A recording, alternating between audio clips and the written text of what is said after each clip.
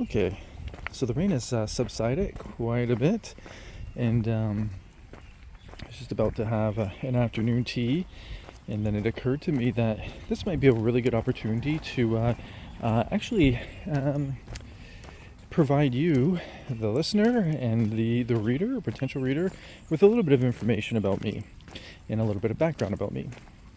And just to give you, this probably should have been included at the beginning, to give you a little bit of context and reasoning behind the videos. So first and foremost, yes, it is true, I am impoverished. Yes, it is very true that I am more than happy. Like, I actually look at this as quite a blessed opportunity to share something that's normally not shared. Finances, our religious affiliations, and politics are three things that are most commonly kept to ourselves and kept within our inner circle. And in this case, I am so delighted to share, and I'll explain right now why. And I hope it might be, to me, it might be evident from the videos I've been sharing and posting, but however, I'll add some deeper clarification. But I desire to help those that are in need.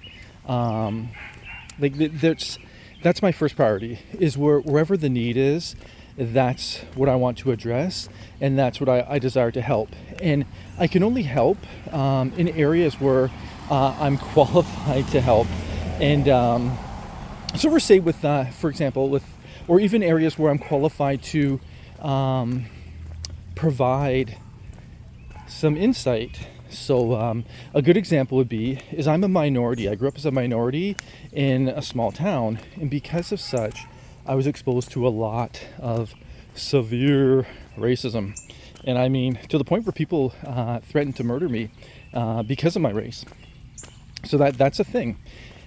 And then I noted, though, as I got older, that certain friends of mine would come up to me and they'd ask me, they'd say, hey, we've heard about this and this happening with other people.